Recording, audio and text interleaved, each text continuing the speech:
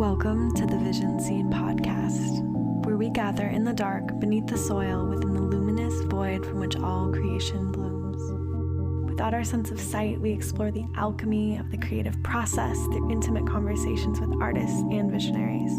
Together, we embrace the mystery and infinite potential of the unknown. This is a space to honor the whisper of inspiration and the dance within the blackness that births creative magic.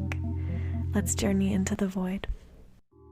In this episode, I journey into the dark with Elly Kace.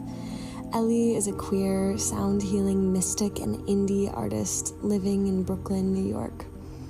Their Baroque pop portals incorporate earthy vocals, sparkling sound worlds, and sound medicine to conjure a new paradigm of radical self-love. As a lyrical soprano, she's sung around the world at venues such as Carnegie Hall and Lincoln Center. But lately, you can find her channeling sound meditation performances of her pop songs to sold-out audiences in New York City and beyond. I'm so tickled that the darkness was a surprise to you today. Yes, I love that. So I'd love to take a second to walk you through what we're doing and why. Sure. So we record without a sense of sight, because the goal of this container is to really get us tuned into the body and then to speak from a place of embodiment and groundedness. So I like the idea of sensory deprivation as a way to connect more in with truth. My neurodivergent self is very happy about this because I get very overstimulated. Yeah, I found that I did too, and then I thought, why not lean into the superpower of that? Yeah. When I'm in conversation, getting distracted or derailed by like visual stimuli was a thing, and I found there was such a delightful, not only capacity to connect with talking without a sense of sight, but also a real ability to follow the thread of conversation, that I was so sure that this is how I wanted to podcast. And then like those moments, you know, when you're falling asleep next to someone or you're having a sleepover and you're in the dark, the way that the conversation opens just inspires me. So I love that so much. the way that we do is we go through the energy system chakra by chakra, starting at the root and working our way up to the crown. And use this as a scaffolding for the exploration of your creative path, your journey as a creator on this earth. I'm very excited. I had no idea. I knew immediately that you would be the perfect person for this experience, so I'm really excited to dive into it with you. Thank you for having me as well. Of course. So as we're lying here on the ground in your beautiful little studio in Brooklyn, New York, with our eyes covered, our bodies relaxing, I invite you to bring your attention, your awareness to the area of most sensation in the body right now. And taking a deep breath into that space, inquiring into the color, the texture, the form of that sensation that you're feeling. And when you're ready, tell me a little bit about what's coming through. Yeah, there's like a heavy metal box at the base of my skull, where my neck meets my skull, that just feels like it's just like being carried around. It's like really heavy. And it's the loudest thing at the moment. Yeah, it's kind of like, oh, it's making my stomach tremble. That's how you know. It's a scary box. It's a scary box. Yeah. Is there anything that the box needs or wants in this moment from either of us?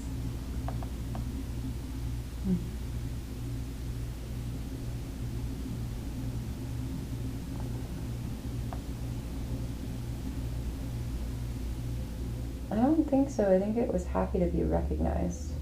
Cool. It's kind of quiet now, and there's there's a little bit of like a purple, kind of a purple spindly light, sort of like circling there now. It's just, there's no box anymore. It's just dark with this like purple sort of swirling light. Beautiful. I so love the way that going dark allows us to have this visual capacity, this inner vision capacity as we speak about our experience and our path. And I would love to invite you to weave in as much color, texture, form as you like as we travel through the system. And to whatever extent you can relate your words and your storytelling back to sensation or appearance in this void behind the closed eyes, I'm welcoming that. So we'll start to bring attention to the root, any little wiggles or movement or breath you want to send down into that space, the first chakra, the root. You just so happened to draw the stability card today as we arrived. And when we enter into the root in our conversations on this podcast, I love to ask people a little bit about their history as a creative, perhaps their lineage or ancestry, or what are the physical things, what are the parts and pieces that make up your expression right now. And yeah, without further ado, if you want to clue me in a little bit, what is the root of Elly? Yeah. Oh.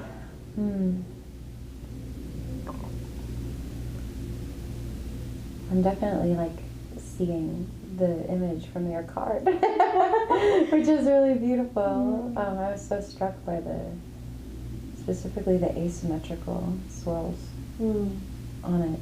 And it's interesting, I spoke to this a little bit earlier, but there's an imbalance going on in the root right now for me, where bringing attention to it even brings up this tension and this fear at first. And that takes a minute to settle. The history of my creative experience has always been sound making. And I've just always related to my surroundings. Wow. making sounds. And I think that there were many iterations of sound making that kind of happened on my path that have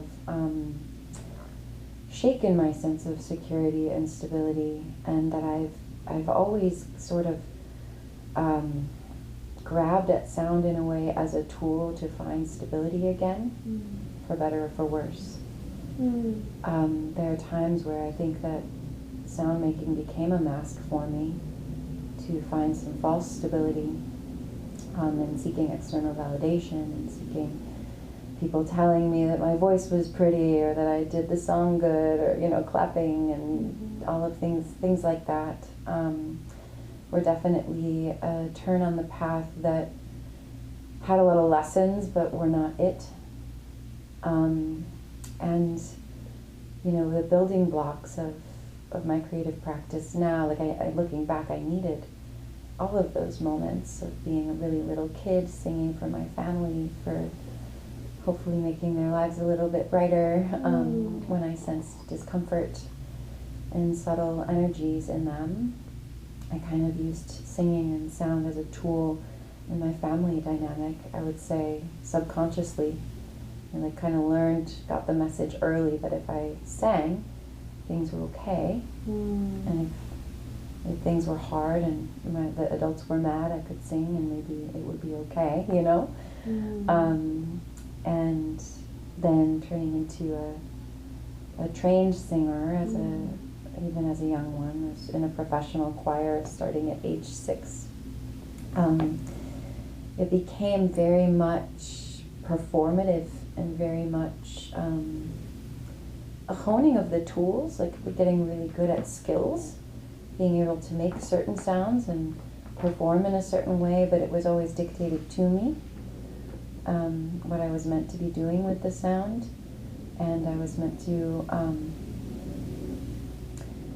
create on others' terms, or else, in a way. And I'm also grateful for that time, because I learned what my voice is capable of, and that I get what I ask for, and I can make any sound I want as a result of that training.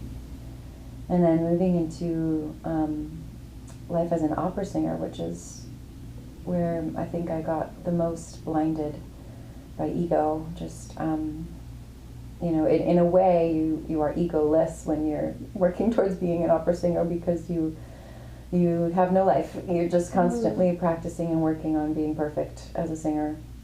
But in other ways, it's just an ego imbalance. In other ways, it needs to rear its head for competition and for validation, that there's a reason why you're not living your life to go sit in a room and sing best you can all day, every day. And I got really lost on that path for a while. But those were all building blocks, where now, I've been through a few really deep ego death reckonings in all of those arenas, because none of those spaces were it. Where I've now learned that sound is not controllable or graspable, and sound is not for validation or for performing or entertainment. It's not for saving face or saving very much of anything. It's a beautiful expression of the moment at hand. And it's in service of the moment at hand and catharsis for the people who are around in that moment. And that actually has nothing to do with me, and everything to do with everyone else and whatever comes through. So that's, I guess, the creative roots, just from a sound making perspective and trajectory. Yeah, the image I'm getting is the kind of streams of nourishment that come up from each of these like big defining chapters of your evolution. Like the way that they still send signals up to you as you are today. Are any of those signals particularly strong right now? Is there an inner child or an old version of yourself right now that is particularly present in the work that you're doing these days? Yeah, I mean, even now talking about this, like my inner thighs and my sacrum grip a little bit, because little me learned that, like, in a way, like, her worth was defined by how good the sounds she made were, when actually what her soul wanted to do was make the sound of the moment. And so right now, me making the sounds of the moment, is both very liberating for her and also very terrifying for her, because she's very afraid of ruffling feathers and very afraid that she won't belong if she honors the other thing. And so she's excited by this new way that I'm walking, but also terrified. And so there are times where I notice her hold me back, and even in the talking of it, like, there's a gripping there in those lower parts of my body, of fear, instead of like a release into safety. That and I feel that release into safety while I'm making sound. That fear doesn't happen ever when I'm in the flow of that. It's just like when I talk about it, or when I realize what I'm doing, that it comes up, or when I'm doing admin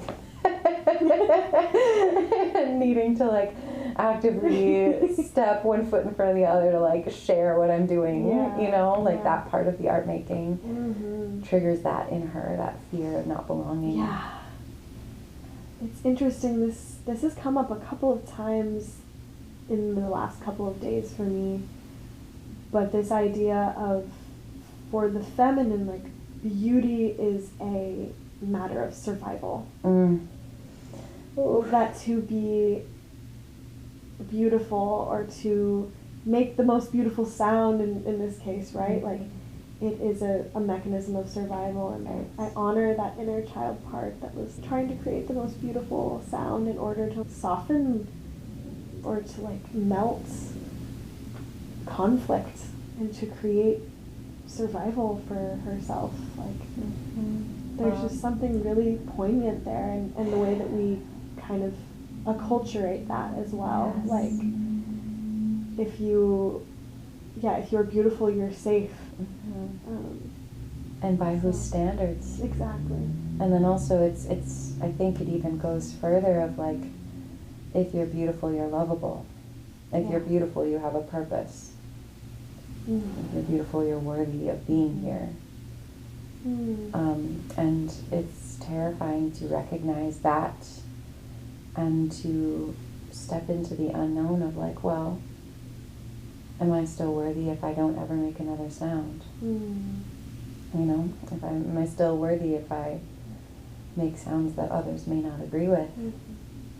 And I think that, you know, this is a truth of everyone. I mean, we all use our voices all day, every day, in our speech and in how we express. And I don't think this is just true of those of us that are sound makers in a more on the nose sense. I think that this is a thing I see in a lot of people that I work with as well. I think we all carry this wound, especially people in female bodies. Oh yeah. There's really nothing else that I have to add. I just yes. And I wonder what it would look like to live in a world that sees the beauty of truth rather than like the beauty of perfection, or in addition to, or truth even as perfection, and its ever-changingness, and its wildness.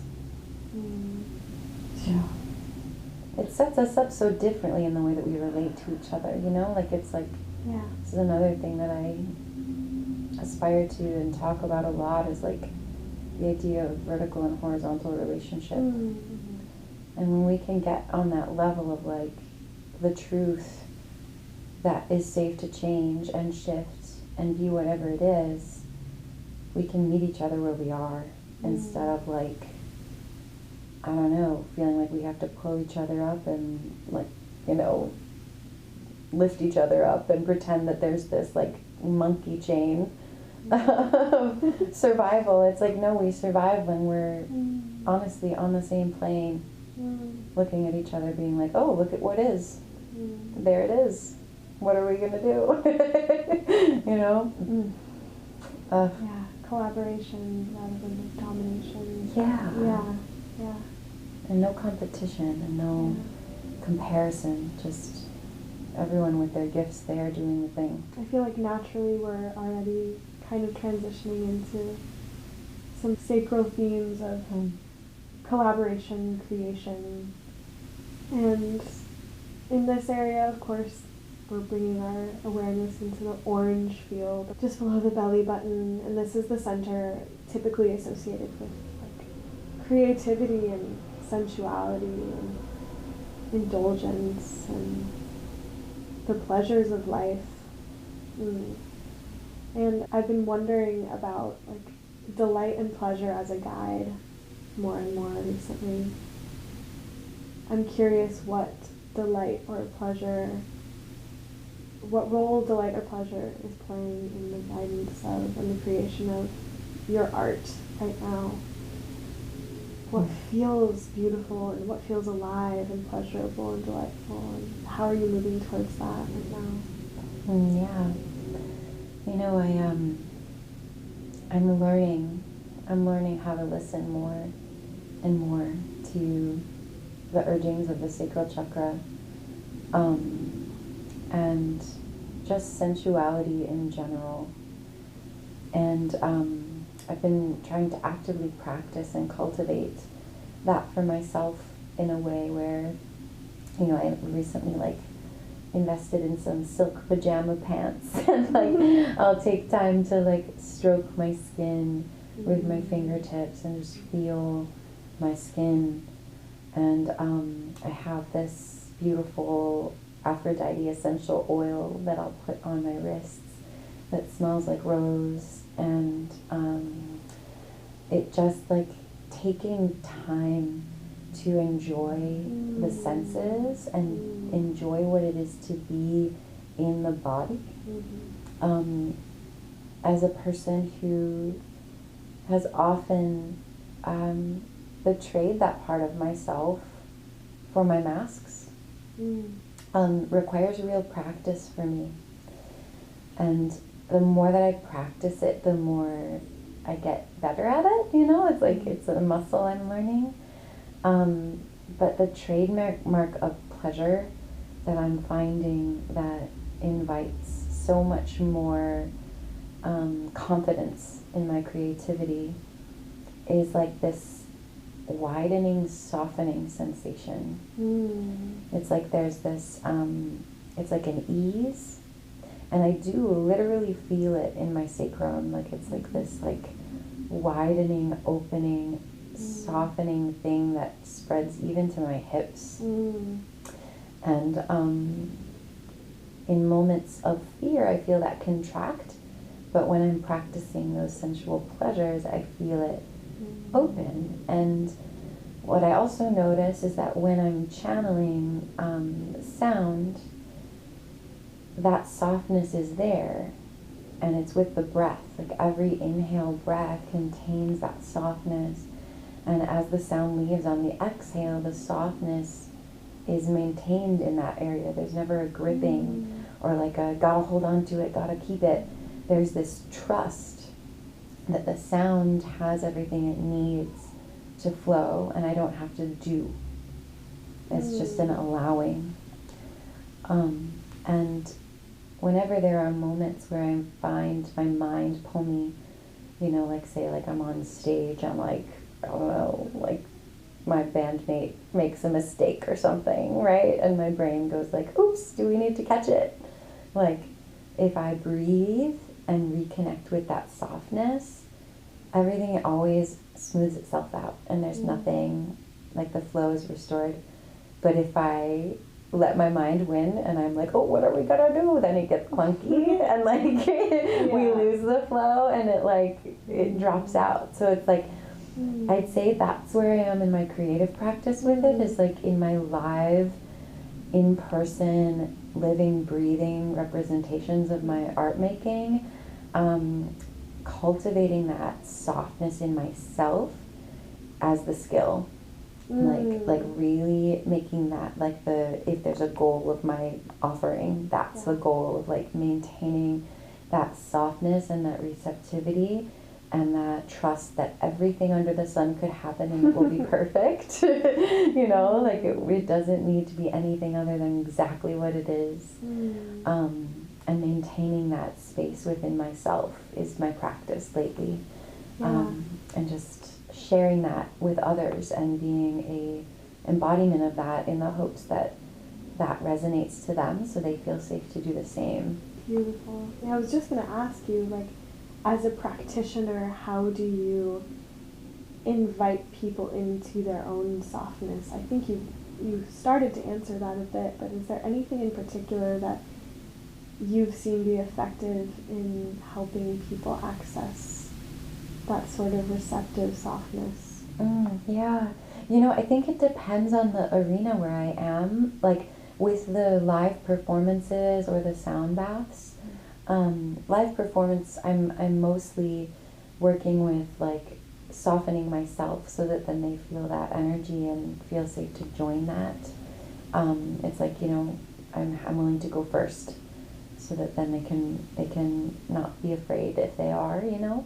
And then I always invite people to sing with me. And that's a very important piece of what I do, because I want people vibrating their vagus nerves, whether they know that that's what they're doing or not.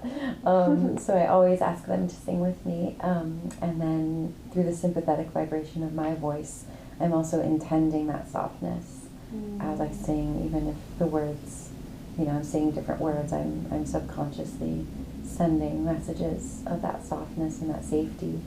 In the sound baths, that's in a much more channeled on the nose way, where I'm often making nonsensical sounds and singing on like random vowels and whatever sound is channeling through. But my internal experience, I'm sending emotion more than I'm sending sound. The sound is just the vehicle for the emotion. And then in my more verbal arenas, I have my meditation circle. It's called the Unstruck Sound Circle. It's a group of beautiful people from all over the country, and we meditate once a week together and stay connected throughout the week. And we talk a lot, you know. The throat chakra needs to communicate, and it needs to feel safe to speak truth, even if the truth is scary or inconvenient, or if it's a truth that carries shame. And so I find that is really helpful for helping people feel soft and safe, is I share my truth openly with the knowledge that it could change in the next moment and that I could be wrong, you know, and like I encourage others to do the same. And when they share their truth, I meet them with love and with understanding and no judgment, and just like the safest space I can carry for them, so that they don't feel judged or criticized or a reason to feel shame for having their truth come through. And that's a practice, and each time they feel safe to share in that way, they learn, their nervous system learns, like, oh, like I did the scary thing and I was held and it was okay, and then I learned something, so next time, like I might share it a little earlier, you know, instead of carrying it so intensely in such a fearful way. It's beautiful. I'm noticing this analog in like the throat and like sacral. There's this softening to allow something through quality of both of these places. I'm remembering that anatomically the throat and like the vaginal canal are pretty similar, and like the softening in one can kind of precipitate a softening in another. So like the softening of truth speaking will allow for more receptivity, as well as like more receptivity will allow for the softening of the throat and more truthful expression. So I'm just appreciating the connection between those centers, especially in your journey. I feel like the communication and the dialogue and the circuitry between sacral and throat is really, really alive in the work that you're doing. Actually, I'm writing a book right now. Of course you are. about the subtle anatomy of sound healing from a vocal perspective, because I want to create a resource for people to explore their voices as medicine that is really easily accessible. And so it contains like information about, you know, yogic philosophy, energy work, and classical singing technique, and intuitive sound work, sound healing, all the things. But actually the throat and the sacrum are twins. The chakras are twinned and have pairs in the main 6 along the spine. The 7th doesn't need a twin because it's our divine connection, as I'm sure you already know. But the coolest thing about the throat and the sacrum that I learned is when you're a baby in utero, the 2 points of the throat and the sacrum start as the same thing. And as your spine starts to grow and develop, they are like continuously interlinked, but they started as the same little piece of cell structure. Wow. So they're like inextricably linked, even on that physical, like tactile level, which is so cool. That is so beautiful. I'm thinking about also too, like the widening of a mother's hips, like as she prepares to birth, right? Like, the way that you invoke this softness of your sacrum, this widening of your sacrum, in order to bring forth your creation, right? In order to like sing, or as you're dropping into these sound healing portals, like it's a subtle and beautiful energetic mirror to what happens physiologically in mama's body. So it's beautiful that like you can invoke that softness it's eternal. It's really deep.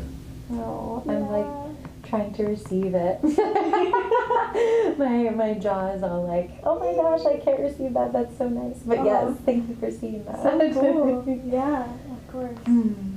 Yeah, they like really my little. Excited for your book. Yeah, me too. I want it. Yeah. Oh, it's so close to being done. I'm on the last chapter for the first draft, so I'm feeling good. I'm so excited about that. So we are in the solar plexus territory. I suppose that's the twin of the heart. I'm interested in these now twin chakra explorations. Yeah, so we'll it's have to dive into that. Yeah, like the root in the heart. Oh, the root in the heart. Yeah, okay. So it's the root in the heart, and the cool thing too is that they are connected with ages. So like the root, I guess, develop, and this is all yogic philosophy. So it's from the Vedic traditions. So you know there are lots of different beliefs about this, but I found this to be really interesting that the root develops from 0 to 7. And it teaches like the fundamental stability of relationship and belonging and dependency. And then the heart is ages 21 to 28. Whoa. When you have like your first formative romantic relationships. And so they directly relate to the lessons you learn from 0 to 7. Isn't that bananas? And they do operate in like those chunks of 7 years. So like the sacrum is 7 to 14. And then the throat is 28 to 32, 34, something like that. Yeah. So it's like Makes these sense. themes. It's so wild to think about. But yeah, so the solar plexus is the root of the third eye. Or in these traditions at least. Ah, okay. Yeah. The third eye. Interesting. I would love to learn more about these twin pairs. It's something I haven't really explored. I'm really fascinated by that. I didn't know There's anything until so I started writing. There's so much to learn. There's so much wisdom. Yeah. We're in the solar plexus now, which is the twin of the third eye, which I now know. Thank you so much for the lesson. Oh my gosh, happy to share. So cool. So cool to learn along this journey. This is yellow. This is the vibrancy of the inner sun. This is confidence. This is willpower. This is development of the identity. Oh, what was it exactly that you said? I'm so lost in the sauce right now. It's good to be lost in the sauce. I like being lost in the sauce. I'm like out in outer space. It feels so good. Good. Let's stay in outer space. Outer space is good. I'm literally like just kicking my feet at the ceiling. Me too. I'm literally doing that a lot. My feet are like dee-dee up in the sky. Me too. Yeah, you talked about some portals of like ego birth and death that you've passed through, and then also like the egolessness of opera singing, and I'm just curious to continue exploring ideas of like, or I'm curious to continue exploring this in the context of the solar plexus. Yeah, if you want to enlighten me a little bit about what the solar plexus journey has been like for you. No, totally. I think that I've never explored it in this context before, so this is like really cool for me.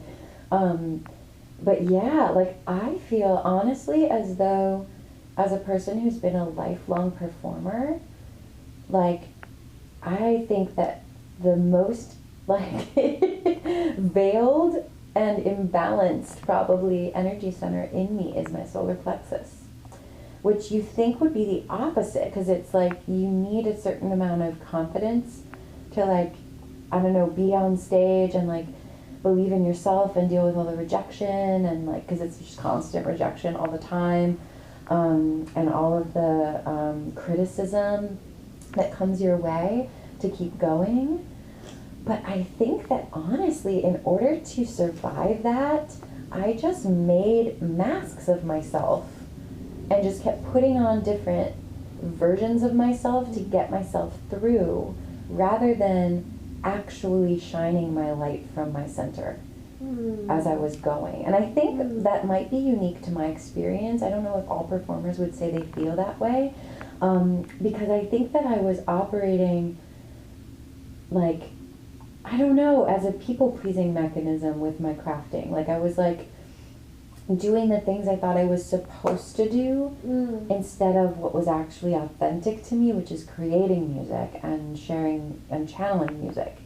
And like now I'm starting to learn what it is to actually identify as a self instead of this chameleon that is like constantly able to just shift and morph into what people need me to be with my craft. And so in a weird way, it's like I was hiding like behind all of that. And like, it was like, that's what I mean by the egolessness. Like it was, I am nothing. I am comfortable being nothing.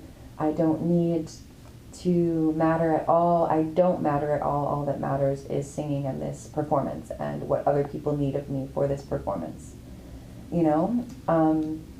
And I really self-betrayed. Like I really just shoved and disassociated from any needs that I genuinely had, any self-impulses that I had that didn't involve people being happy with me. You know? And so now it's like I'm actually in the past 4 years starting to learn like what I actually want, what I actually am, and my individuated like healthy ego, what it is meant to be in service of, from a place where I am also whole instead of a place where I am depleted. And so like, I don't know, it's really interesting to think about in the context of the solar plexus chakra, because it's like, I mean, the ego was imbalanced for so long in both ways, in depletion, where it was like, I'm undeserving, I'm the scum of the earth, I am horrible, don't look at me, to like, I'm on stage in front of thousands of people, look at my pretty voice, I can do all the things, you know what I mean? Both of those things were going on at the same time. Isn't that amazing? Yes. What a complex experience. We're so complex, it was so fragmented, but none of it included actual me. But at the same time, you're never not yourself, you know? So it's like all these weird dimensions, but this version, like these last 4 years where I feel like I've been like really listening and surrendering to the complete unknown. Oh fuck, can I swear? I can swear, right? Okay, I'm like, fuck, this is like, it's been absolutely terrifying, because like, okay, in opera world, you show up and the audience is there and they clap for you and you make the money. Like that's like literally like just the way that it works. And when you're an individual artist, an indie artist, creating stuff from impulse, and you have no idea, like it's new, you're still finding audience, you're finding the people that need it still and the collectives that need it still. You have no idea if anybody needs it. You know, like you just accept your faith that you have this calling, that you're letting it come through you. And you go and you perform, and sometimes no one's there, and you make no money, and you actually spend money. You know what I mean? And it's like the value metric is so different from the ego value metric of the classical world. But at the same time, like I feel so much more me, so much more in alignment, in faith, in trust when I'm in the place I'm in now. Like starting with newness, and starting with possibility, and starting with the unknown, but as me, you know? Than from before, where I was getting all of the yay, look at yous that the third chakra likes, but I wasn't me, you know? Yeah. So it's weird. I don't know. Can you relate to any of that in your journey? Well, let's see. It's always interesting when a guest reflects a question back to me, because I'm so invested in your answer that I'm like forgetting that I'm also here. So it's interesting because that actually mirrors what you're saying right now, which is that you've had this sense of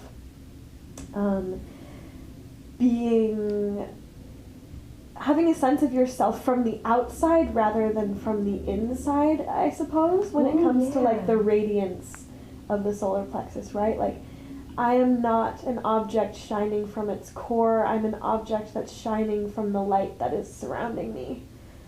Oh, wow. Yeah. That's a beautiful reflection. That's interesting.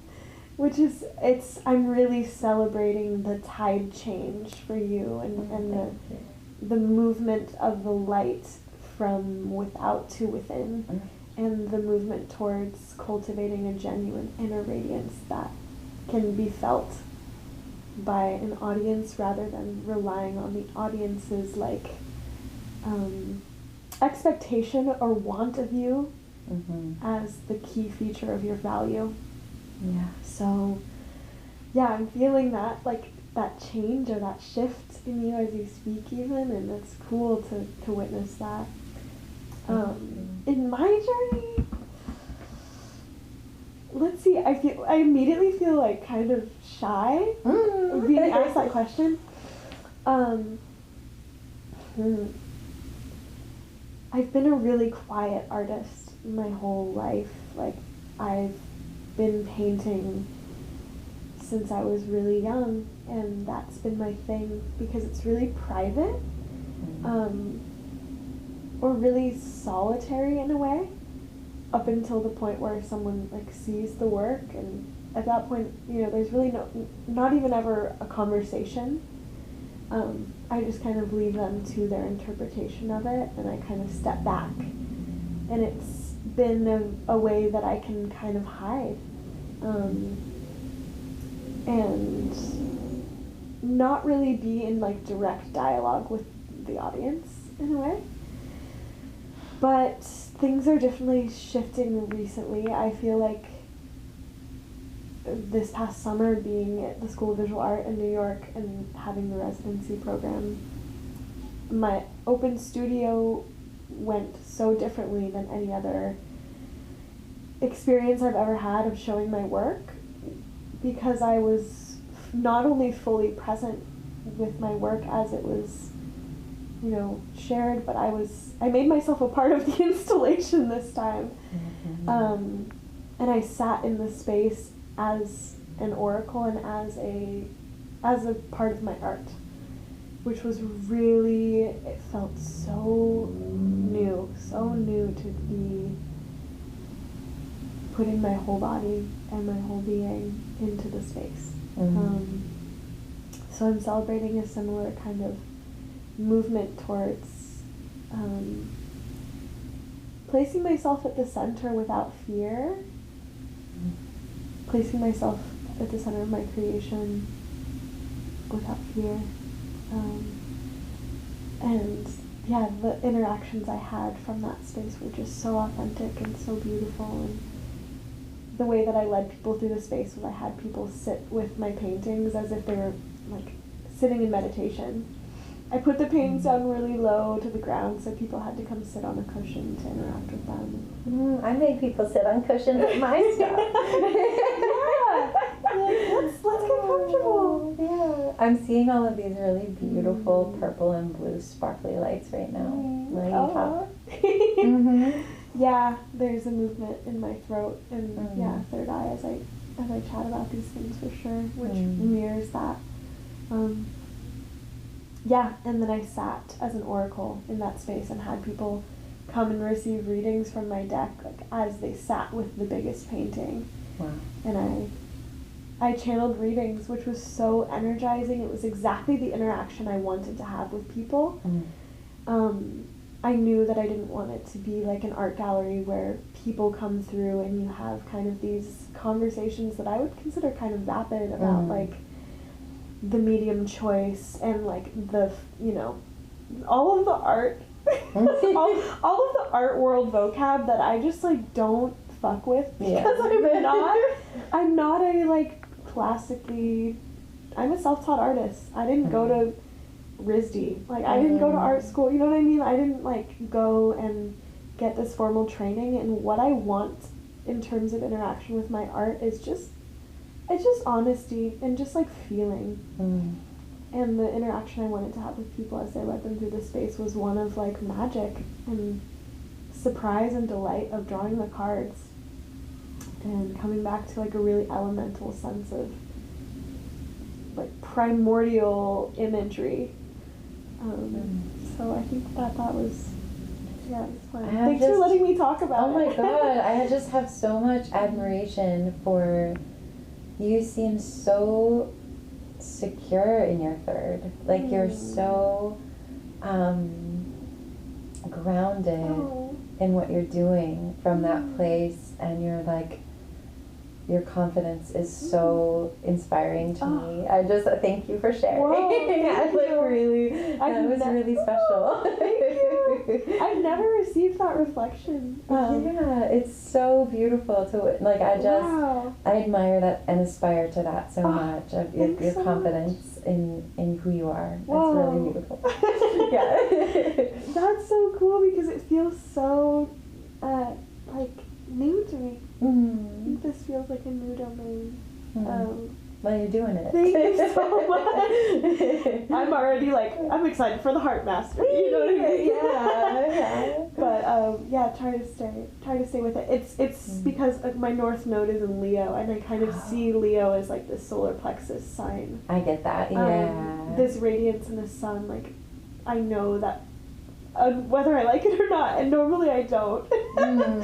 My work here for this, at least a good part of this lifetime, is to learn how to speak and share and disseminate my thoughts and be in that Leo space of specifically around my deepest truths and like spiritual ideas need to be shared, and it's so scary. Yeah, I get, okay, so my north node is in Pisces in my 11th. Oh, so yeah. I get that vibe. Yeah, I'm a Pisces sun. Oh, okay. Yeah. It's all making sense. Wow. Yeah. It's a blast. I love the layer of astrology as another navigational device. It's super fun. Well, thank you. I'm touched by your reflection. I'm crying under my eye mask. Oh, and it always happens. If someone listening to this feels empowered to invent an eye mask that I can cry really well in, I would welcome that. Like little containers for the tears. Yeah. Oh, or like quick dry. Yeah. Or it could have little tissues attached to the bottom, and you could wipe underneath. But it's good. It's what it's supposed to be. We're supposed to cry when we're in that. You can include it in one of your art installations. That's a great idea. Yeah. I love that idea. Well, of course I'm interested in entering into the heart, and especially because Anahata translates to the unstruck sound, right, of the heart, which is the name of your meditation group. So I know that you have something big and beautiful and bold to explore here with me. Is there anything specifically, the first thing I would like to ask is if there's anything specifically that you're devoting your creative expression to these days? Oh, yeah. I would say that softness and the softness and the sensuality that I'm devoting it to is in all of us, but also expresses as that little version of me that was scared to express that. And I think that what I'm really devoting it to is that little version of all of us that is scared to express that. Because I think that with the way that we see circumstances playing out in the world, we're seeing the wounds of that very clearly presented to us. And I think that we are all carrying that, whether we're aware of it or not, and are tending to that and having spaces to hold that wound is the key. Safe spaces to be in community and be honest that we have that wound and that we are scared to be soft and we are scared to be receptive and wild and free and gentle, and we're scared to change. It's the divine feminine wound, we're scared to embrace that piece of ourselves because it's unknown. And so I'd say I'm devoting it to the divine feminine. Yeah, and that Yes. every little endeavor I take, every sound I make, every gathering I host is in service of holding space for that to come in and be celebrated instead of feared. Best that we can. I don't want to say that there's a perfect answer, but that's the perfect answer for me. Yeah, devotion to the divine feminine. Yeah, to a great mother. It feels so aligned that we're talking, and I'm just melting into that like familiarity and kindredness with you right now. I'm feeling so touched by the resonance of that. Because same. Like that is who I'm doing this for. I'd want to reflect Mother Goddess back to herself in the best ways I know how, whether it's through like bringing people together or helping other people find their creative spark, helping other people create something that they can devote back to her, because it's all just an act of reciprocity back to her, and to see herself. Goosebumps. Yeah, truth bumps. Truth bumps. Who is it that calls them truth bumps? I don't know. Where did I pick that up? I have no idea, but I really like it. And the siren is confirming. Yes. Always a siren to confirm. We are in Brooklyn.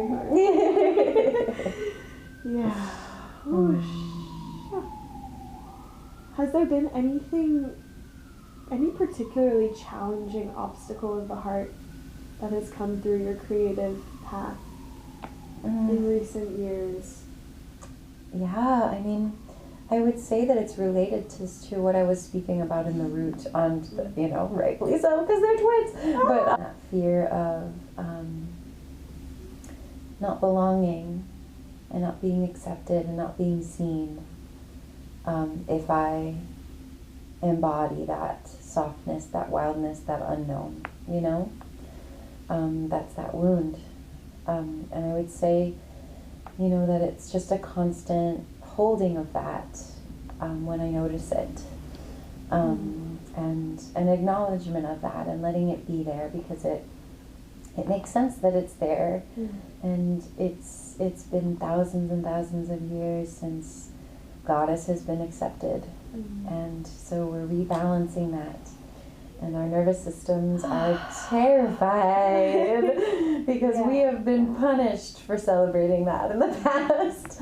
But it's safer now, and it is okay. And so we have to kind of hold hands with our little hearts while we walk forward, because it is very scary.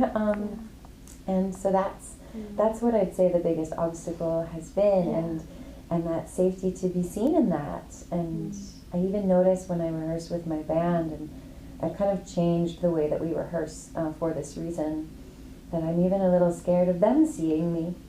And I'm like, oh gosh, like if I fear their gaze in me and my full embodiment of this love and of this softness, like how are we together going to transmit that to an audience? And so I started shifting rehearsals so that the first 10 minutes of rehearsal was just improvisation, channeling time for all of us together.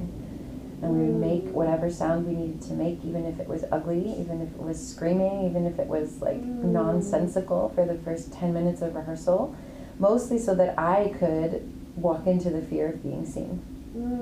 So that then when we'd continue to make music together, I had already released it.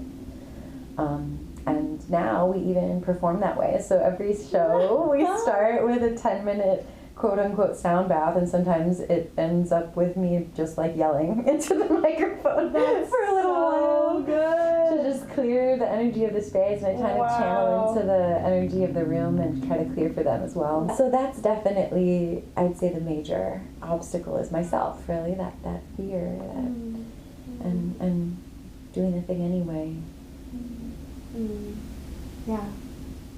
I applaud the bravery of that, like, suggestion to your bandmates of like, hey, what if we just did this for the first 10 minutes? And I'm sure that there's been so much beautiful discovery that comes from that. There's been moments where you're like, wait, that sounded really cool, like what did we just do? Yeah, I'm also very lucky because they're all amazing, like, artists in their own right, and they have their own grounding in experimental spaces, and it's just, they hold me when I'm scared, and I'm very lucky for them. Wow.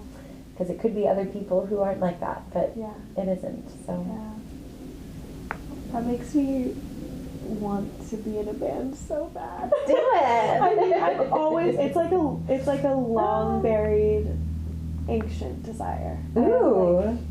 Yeah. I like that for you. Yeah, I was in voice lessons for like years and years and years, and I still sing a lot, but I've always wanted to be in a band with people, but I have no idea how that might manifest, but I trust that it will if it needs to. It will. You At just get people in a room. Just more playing. Yeah, it's just play. Yeah. It's playing. And I've been so lucky this past year to have a lot of opportunities to create music with people, to play, to be like not only silly but also like fully free to express and like vocal flow, which is really fun. So sincerity and silliness kind of walking hand in hand, which is nice. Play is everything. So good. Okay, so we're landing in the center, which at the beginning of our conversation you named as being one of your most evolutionary or one of your most alive, the space that you feel connected to, learning from and learning through in this life. And that's the throat. Yeah. And when you were talking about it earlier, I was noticing like your beautiful blue eyes. Oh. And the way that, yeah, the blueness of the throat is reflected in your eyes, and you're seeing the world almost through the throat. Oh my God, I love which is that. interesting. I really do see the world through the throat. Like, I'm so that person. I know, I feel it. But like literally, like even when I was just doing opera, like I like get a read on people by their speaking voice. That's a part of how my medicine works. Like I take people in by how I sense their voice, you know? So thank you. That's such a, no one's ever said that to me before. That's so true. You can keep it. Thank you. Pocket that away. I will. Totally. So here I like to get a sense of what it is you're wanting to say through the things that you're creating, but I also intuit that you're going to expand the box of how I typically explore the throat. Because you have so much research into it. I mean, the book that you're writing is exploring the voice, right? So it's really an open playing field for you here, whatever you want to say about the role of the throat in your journey as an artist, whatever you want to dive into. Oh my goodness, wow. Yeah, I mean, I think the thing that I'm saying with everything that I do is like, it is safe to be honest. Like, it is safe to just be yourself, be honest, be true, and work from there. And like, that has a lot of ramifications, and it goes a lot deeper than it sounds, because being honest a lot of times requires discomfort, and requires pain, and requires growth, and requires bravery and courage, requires that, you know, shining third chakra of what you want, what you know you want, what you need to do. And my biggest hope is that everyone in the world recognizes the medicine that they have in their throat, not in anyone else's throat, not by copying someone else's throat, but each of us is carrying very powerful medicine in our throats, and our voice is a portal to change and to truth and to connection. And speaking your truth and speaking your heart is no one else has your truth, no one else has your heart. Your voice is like a fingerprint. No two voices are the same. And so the sharing of your voice is paramount to the advancements of our consciousness, of the collective consciousness. And so everyone's voice needs to be liberated. Everyone's, and it is free medicine. It is not medicine that requires doctor's visits that cost hundreds of dollars. It is something you carry with you all day, every day. And it is not something to be controlled and micromanaged. It is something to learn from. The voice teaches us. We don't teach the voice. And the sounds that we make, even when we're speaking at the grocery store, tell us what state we're in. They tell us if we're masking. They tell us if we're honest. They tell us what our connective level is, what our energy level is on any given day. The words we speak carry power and weight. But above all else, sound itself that we make from our vocal cords is the closest thing we have to physical change in the quantum realm. Whoa. Because we're literally creating collisions of molecules in the air that make a wave. Yes. That we can't see, but it is a physical manifestation that we can sense in the ether. And that's why prayer is so important. Yes, prayer, affirmation, First it was the word. Yes, and the words we say about ourselves and others carry that weight and that power. And when the voice is in alignment with inner truth, the power of it becomes even more potent.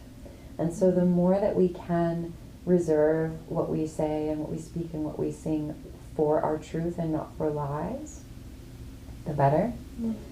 And it is very important that we share it generously, because again, no one else can play your part in the choir. Like literally, no one can sing your part, and if you don't have your part, it's an incomplete choir. And we need everybody. And it's hard work, and it's painful work, and it's also the best, most beautiful journey to undertake. And that's what I'd have to say about the throat and what I'm trying to do with mine. You didn't disappoint, Elly. That was perfect. I'm curious if you could give one piece of advice to any given person that is looking to find the medicine of their voice and find some liberation of the throat. What is something that you would recommend to that person? Oh, it's terrifying, but I would say commit to a practice. Commit to a practice for a week. And the specific practice I would suggest, what I usually recommend to people to start with, is sitting by yourself in silence and just humming really low for 5 minutes. And just being with that. The first time I did that, I was terrified. And I cried, a lot. Because it sounds very simple, but the act of listening to your voice and really taking in its wisdom is the most delicate, intimate relationship that you can start to develop with yourself. And when you sit to do that, you'll realize all of the ways in which you withhold that love from yourself. And you have a chance, if you can see that, to take steps towards healing those wounds. But as long as you can't see those wounds, they are running the show. And so taking that time to just be with yourself and your voice and humming, you literally just so gentle, and just feeling it vibrate you and noticing how badly you want to disassociate and get up and do anything else. That's what I would recommend, and to be brave and to surround yourself with people that will support you in that. So sorry, it's not a one piece of advice, it's a two piece of advice, but we need help with that, because it's we will choose the comfortable misery if we don't have the accountability and the support system. So having people that you can tell that you're trying to do that to, and be can you check in with me every day and make sure I did it, or like see how I'm doing after or something. You know, like it's so important. Yeah.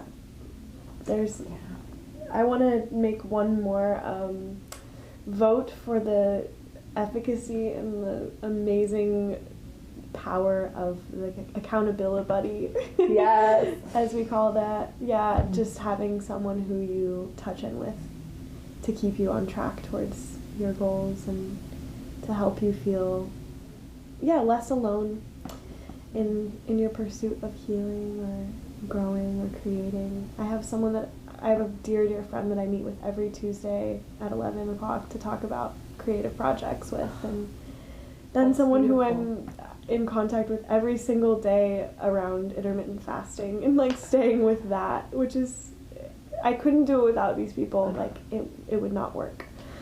So that's amazing. Find someone with a similar goal to you and then commit together. Way to balance the divine masculine and feminine. Totally. Love. Yeah. Perfect.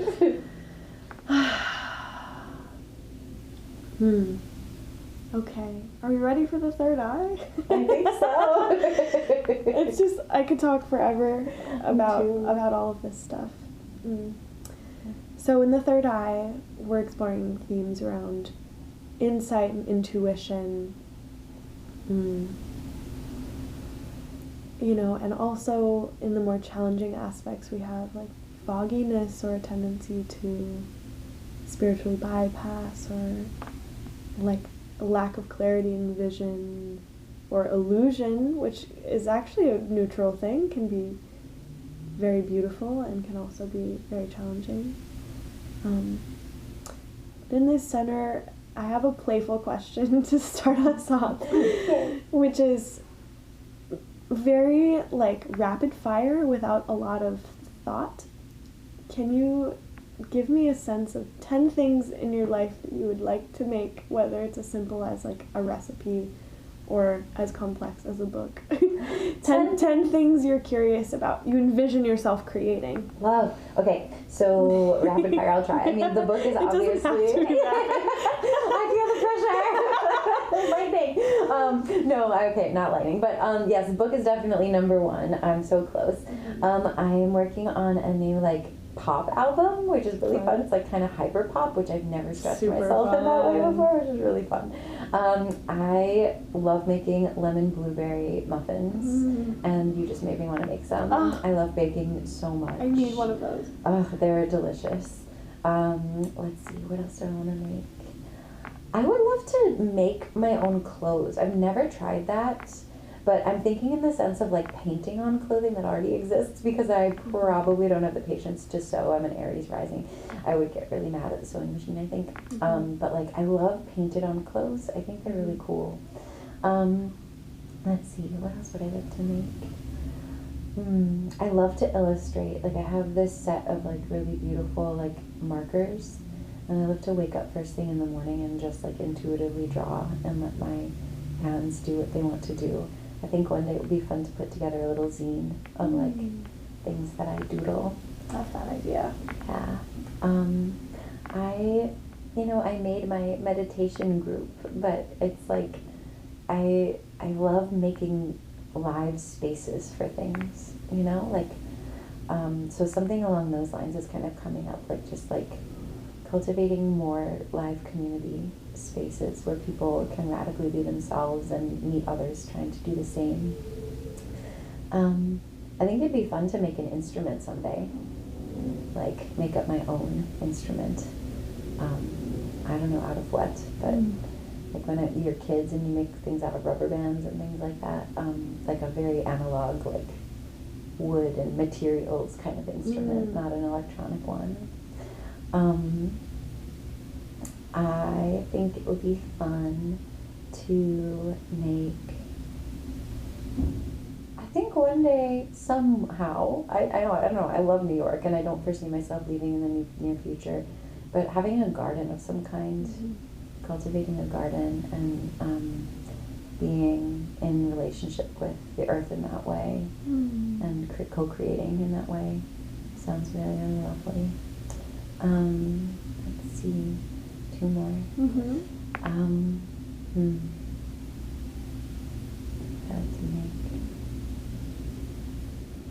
I mean, this one's coming up, but that kind of throws me for a loop because I really don't know how I feel about it. I mean, co-creating a life in the world is interesting to me.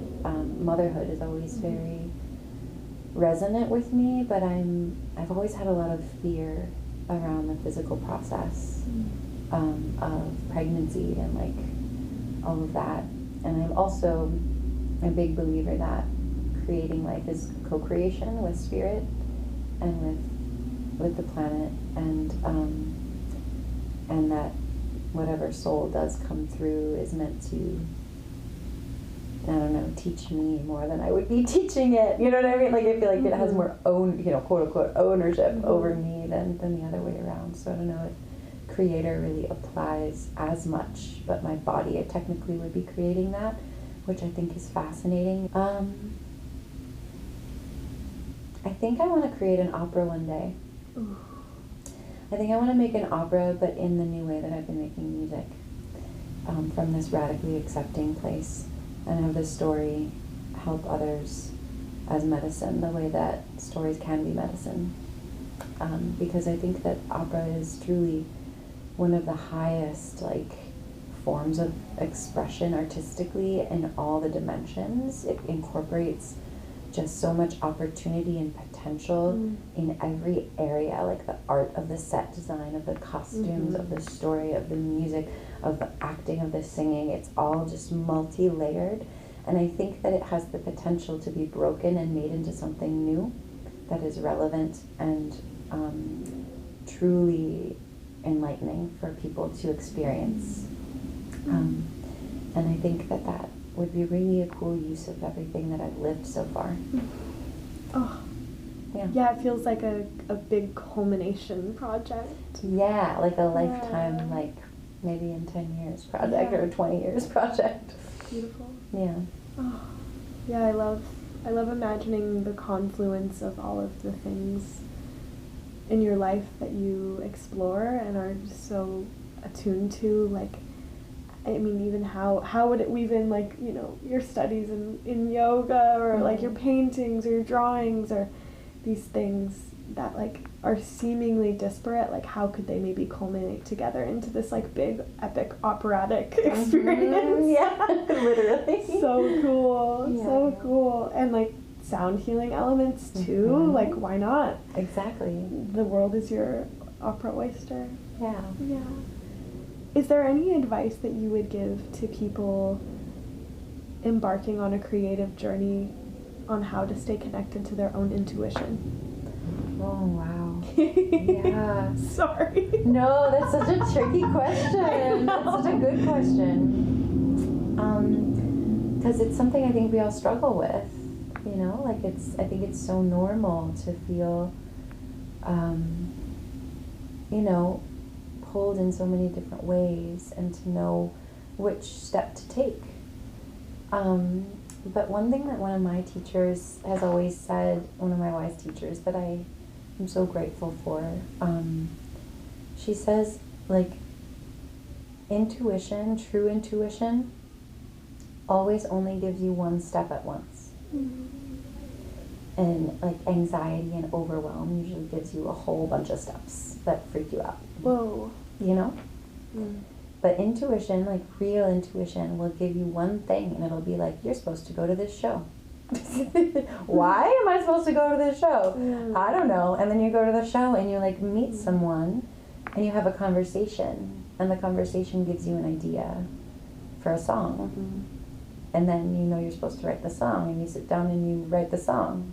And it gives you one chord at a time and one word at a time, you know? And it gives you one little step at a time. And so like watching out for those gut feelings and those like intuition hits of like, and it's not like I am meant to be a Nobel Peace Prize winning author and blah blah blah blah blah blah blah, and I'm gonna have this much money with this boyfriend and live in this place, you know? But it's that simple tug of like, I'm meant to go to this random drumming class. I've never drummed in my life. I saw this, you know, poster for a full moon jam. I'm gonna go, you know, like listening to things like that will lead you somewhere else is a really powerful way to to follow the intuition, and even in your own private practice of when you are creating. I have a composer that I'm connected with that he swears by, he just sits down in silence in his workspace, and he sits in silence and sits in silence and sits in silence and waits, and doesn't make anything come up, and doesn't force himself to write, and he waits until the idea comes. And sometimes he sits there for weeks, like nothing comes up, you know? But he's very diligent about, I'm not gonna make it happen. I'm gonna wait and let impulse go when it comes, and invite it, and if it's not ready, it's not ready. And so I think like the advice then in this piece nugget would be like trusting in that, like trusting in the step, and trusting not to force, you know? Yeah, there's a real discomfort that comes up in me with imagining running that process myself. Same. Like going into the studio and just being with the silence and the lack of somethingness, the lack of creation until something authentic comes through. Like, that is something I find incredibly brave. So keenly pointed out, we have the seventh chakra, which is no longer a part of the physical body. We've left the physical body. Feel called to just invite a breath there. There's only one question left. And it's, where do you feel the current of creation coming from? Sort of a kaleidoscopic vortex of an answer, because my consciousness is involved, and hopefully one day it won't be. But the way I experience it when it's successful in my divine connection channeling is, the threshold is fear. It's that fear around the softness. And then the accessing of bravery to step into the fear. And then there's like an adjustment period where I start to integrate the softness, and then there's nothing. And then there's nothing. And it's just things flowing through that I'm not conscious of. My thinking brain ceases, and my voice moves, and my hands move on the bowls, and the sounds come forward. And in that nothingness, I don't think words, I feel feelings, and I see colors. And I hope one day that space will become familiar enough that I don't need the fear and the bravery steps first. But there are times when those fear and bravery steps take a little longer. And there are times when they take shorter. And that's where I am now with my personal connection to that. Yeah.